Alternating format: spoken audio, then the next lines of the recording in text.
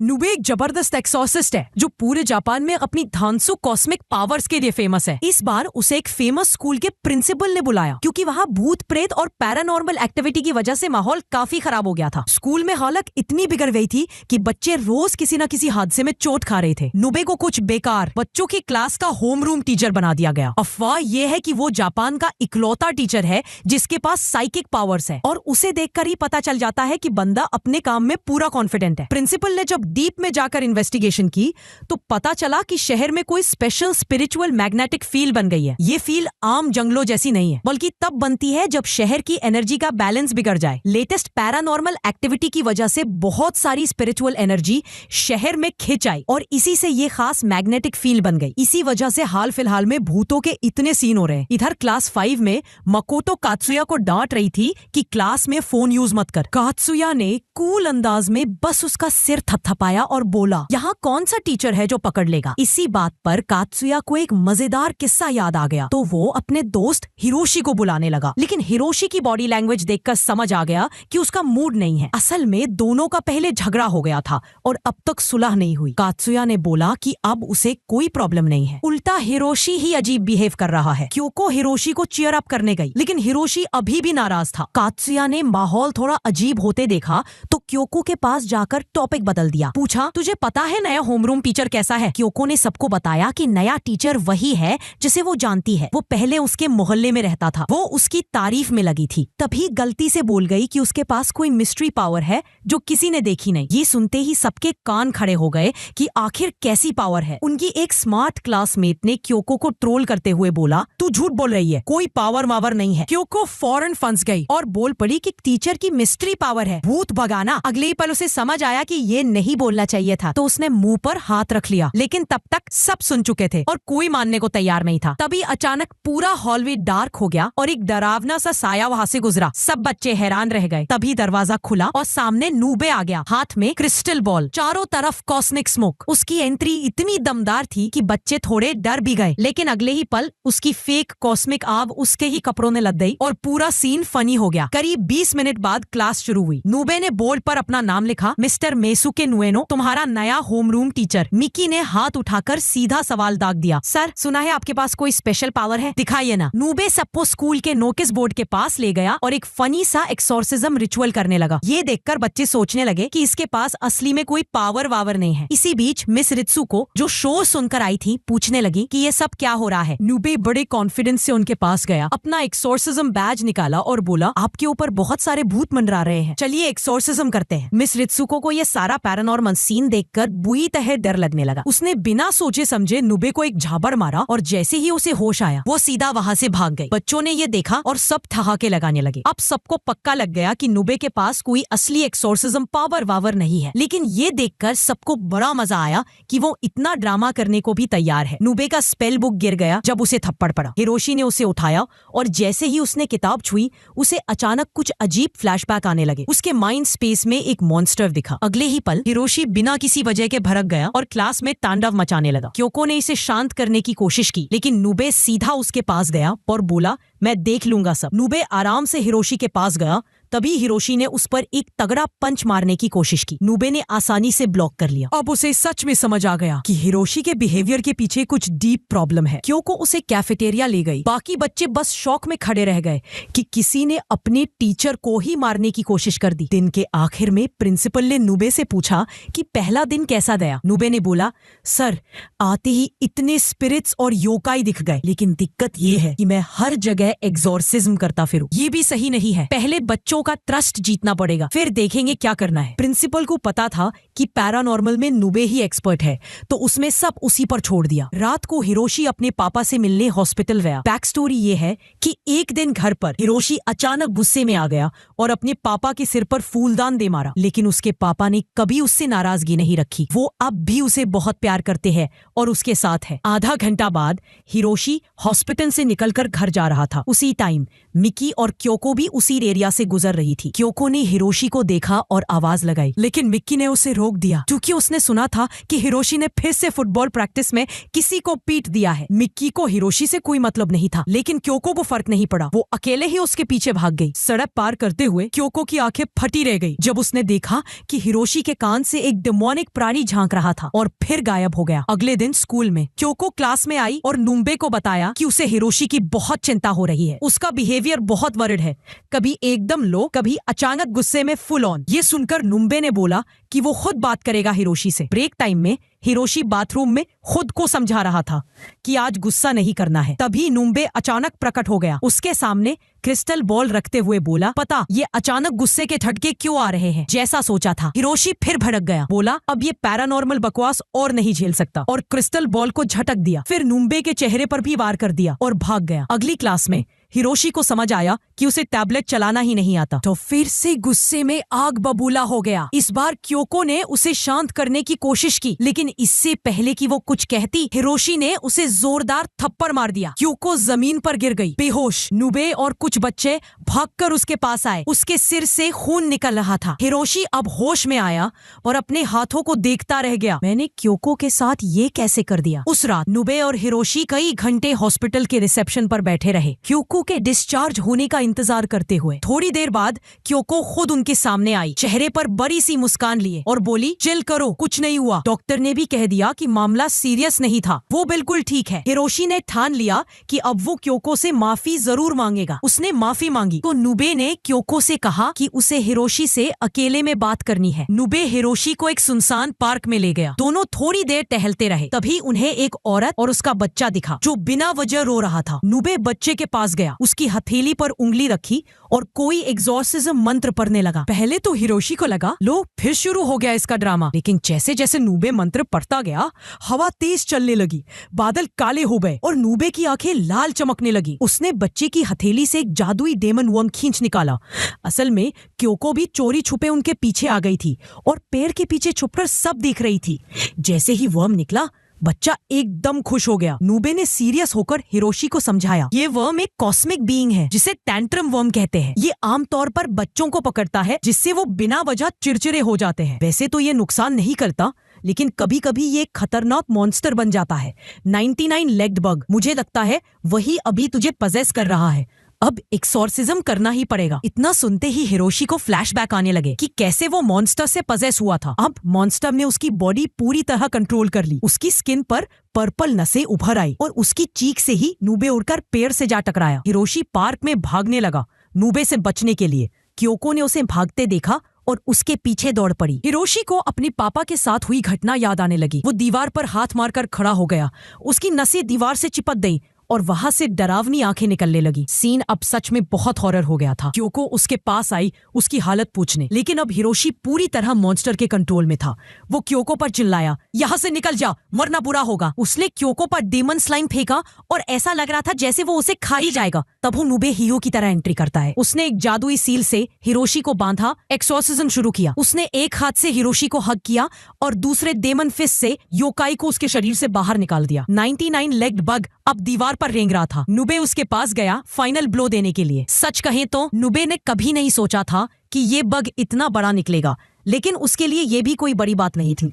Monster ने झपटा मारा और हिरोशी को खाने ही वाला था, लेकिन नुबे ने उसे धक्का देकर बचा लिया और खुद योकाई के पेट में चला गया। हिरोशी और क्योको बस देखते रह गए, क्या अब सब खत्म? लेकिन अगले ही पल नुबे योकाई के शरीर को फाड़ते हुए बाहर आ गया। खून चारों तरफ बिखर गया। योकाई का एक्सॉर्सिज्म हो गया था। नुबे अपने स्टूडेंट्स के पास गया और पूछा, सब ठीक?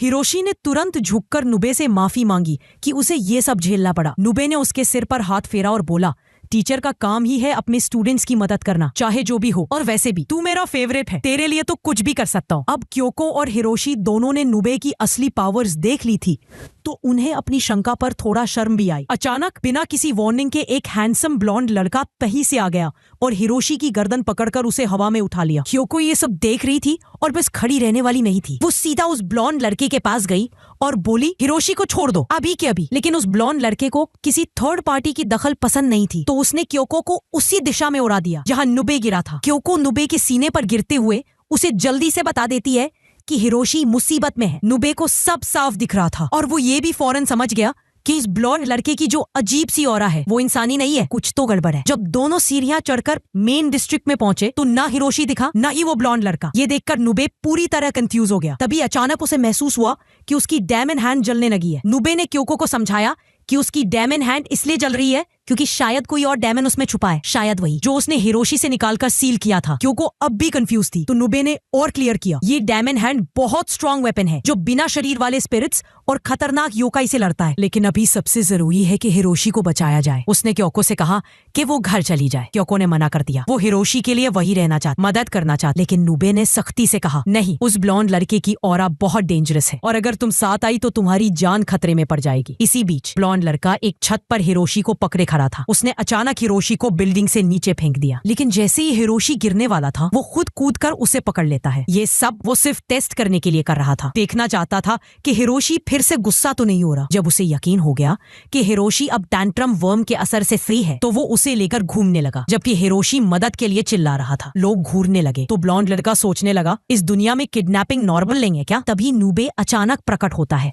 और उस पर स्पिरिट बाइंड फेंकता है, लेकिन ब्लॉन्ड लड़का आसानी से उसे ब्लॉक कर देता है। अब उसकी बारी थी अटैक करने। उसकी आंखें गोल्डन रन से चमकने लगी और उसने अपना फेमस इल्यूजन जत्सू चला दिया, जिससे आसपास के सारे लोग उसकी ही शक्ल में बदल गए। नुबे हैरान रह गया, चारों तरफ एक जैसे ब्लॉन्ड लड़के। उसे लगने लगा कि शायद वो कोई ट्रिप में है। असली ब्लॉन्ड लड़का ब्रिज से हिरोशी को लेकर नीचे कूद गया। जब नुबे ने देखा तो ऐसा लगा जैसे हिरोशी नीचे गिर गया है और एक बड़ा सा टाइगर उसे खाने वाला है। नुबे खुद कूद पड़ा उसे बचाने के लिए, लेकिन जैसे ही टाइगर पास आया वो गायब हो गया और एक आम आदमी स्कूटर पर निकल आया। हिरोशी के पास देखा तो असल में वो बस एक बिल्ली थी। अब नुबे को समझ आया ये सब ब्लॉन्ड लड़के का जादू था, सचमुच इल्यूजन। उसकी असली पावर इल्यूजन जुत्सु। इधर असली ब्लॉन्ड लड़का अब भी हिरोशी को लेकर भाग रहा था। उसने देखा कि हिरोशी फिर से थोड़ा चिड़चिड़ा हो रहा है तो उसने एक और जादू चलाया जिससे हिरोशी हिल भी नहीं पाया, बस होश में था लेकिन मूव नहीं कर सकता था। ब्लॉन्ड लड़के को अपना प्लान शाम तक पूरा करना था तो उसे अब कोई रुकावट नहीं चाहिए। नुबे अब भी उन्हें ढूंढने की पूरी कोशिश कर रहा था। उसने अपनी क्रिस्टल बॉल तक यूज की लेकिन कोई फायदा नहीं हुआ, वो दोनों गायब थे। कुछ सेकंड सोचने के बाद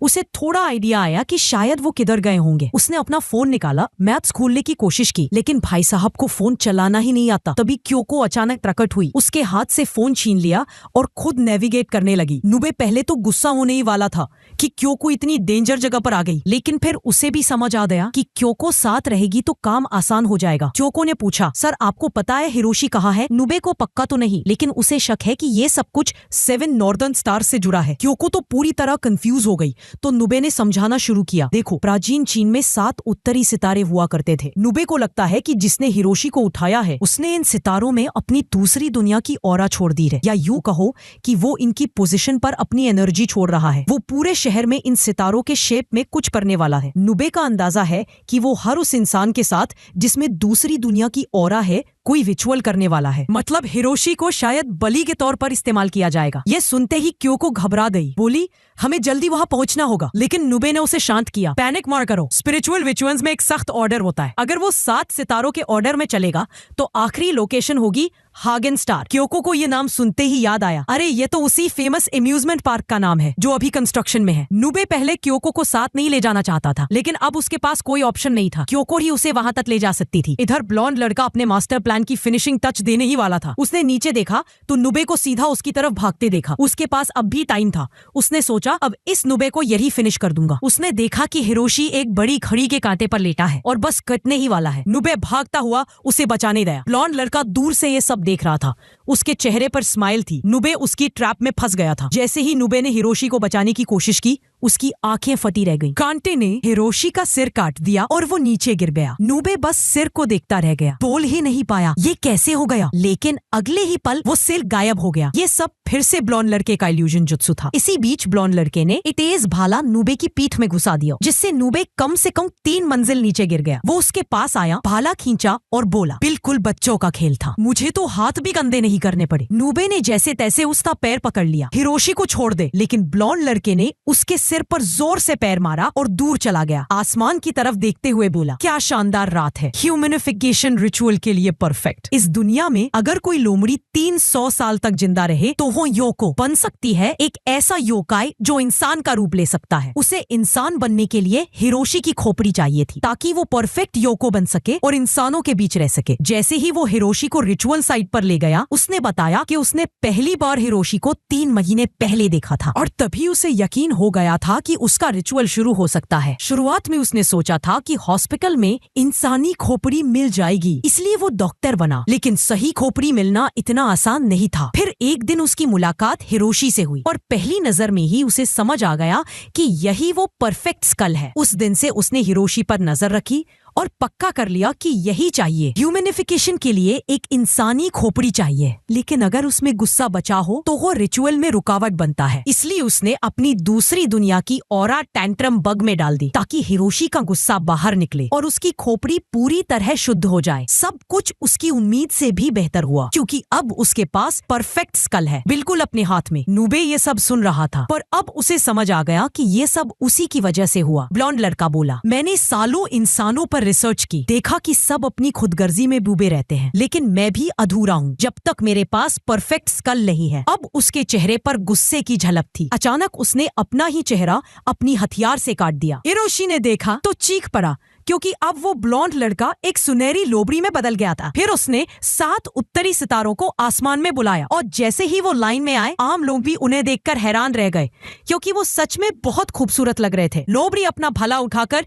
हिरोशी की खोपड़ी पारने ही वाला था, लेकिन उससे पहले ही नूबे जोर से आवाज लगाता है और सीन को रोक देता है। इसी मौके का फायदा उठाकर हिरोशी भाग जाता है। लोबड़ी इसे एक फ्यूडल लड़ाई की तरह देखती है, तो वो अपनी जादुई बुलेट हिरोशी की तरफ भेजता है। हिरोशी भागता हुआ नूबे तक पहुंच जाता है, लेकिन उसे पता नहीं कि नूबे ने ही उस बुलेट को ब्लॉक कर लिया था। हिरोशी सब कुछ समझाने की कोशिश करता है, लेकिन नूबे उसे चुप कराता है। तू मेरा स्टूडेंट है और तुझे बचाने के लिए मैं कुछ भी करूंगा। नूबे अब अपनी कॉस्मिक पावर एक्टिवेट करने वाला है, तो वो बस हिरोशी से कहता है, मेरे पीछे रह और देख। नूबे आगे बढ़ता है और अपनी कॉस्मिक पावर ऑन करता है। सुनहरी लोमड़ी हैरान रह जाती है, ये स्पिरिचुअल एनर्जी है या डेमोनिक? लोमड़ी 3 इल्यूजन अटैक करती है और नूबे पहले तो संभाल लेता है, लेकिन जैसे ही असली लोमड़ी खुद अटैक करती है, नूबे मुश्किल में आ जाता है। लोमड़ी भाले से सीधा वार करती है। वो समझ नहीं पा रही ये नूबे आखिर क्यों इतनी जान लगा रहा है। ये तो हिरोशी का बाप भी नहीं है। हिरोशी दूर से देख रहा था और उसे समझ आ गया कि अगर ऐसे ही चलता रहा तो नूबे मारा जाएगा। उसे जल्दी कोई आइडिया लगाना था। इसी बीच नूबे और लोमड़ी की लड़ाई और भी ब्रूटल हो जाती। लोमड़ी अब भी यही सोच रही है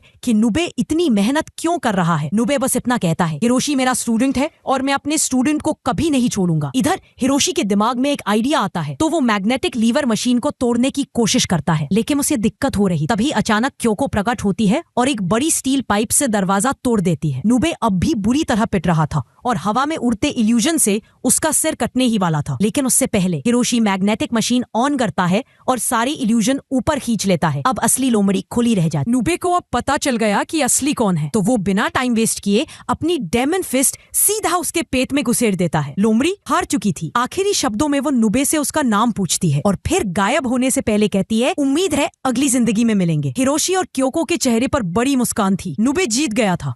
दोनों उसके पास भागे, उसे सेलिब्रेट किया और तारीफ की, लेकिन न्यूबे ने हम्बली कहा, अगर तुम दोनों का स्मार्ट मैग्नेट आइडिया ना होता तो मैं जीत ही नहीं पाता। 7 उत्तरी सितारे अपनी जगह लौट आए और सब कुछ नॉर्मल हो गया। करीब आधे घंटे बाद न्यूबे बच्चों के साथ बैठा और उन्हें बताया कि जिसे उन्होंने हराया वो एक लोमड़ी थी जो सैकड़ों साल जीकर योकाई बन गई। हिरोशी बोला, मुझे तो कभी लगा ही नहीं था कि ये सब जादुई योकाई वाली चीजें सच में होती हैं। नुबे ने समझाया, ये मानना मुश्किल है क्योंकि जो दिखता नहीं उस पर यकीन करना आसान नहीं होता, लेकिन ये कॉस्मिक बीइंग्स इंसानों के साथ बहुत टाइम से रह रहे हैं। सबसे जरूरी है उनसे रिश्ता बनाना और हैंडल करना सीखना। हिरोशी नुबे का दिल से शुक्रगुजार था कि उसने उसकी जान बचाई और उस दिन के बाद से स्कूल के अंदर और बाहर दोनों जगह उसका मूड हमेशा पॉजिटिव रहने लगा। वो अब सच में खुश रहने लगा था और ये सब नुबे की वजह से था। एक बात तो पक्की थी, नुबे जैसा कूल होमरूम टीचर उसे कभी नहीं मिला।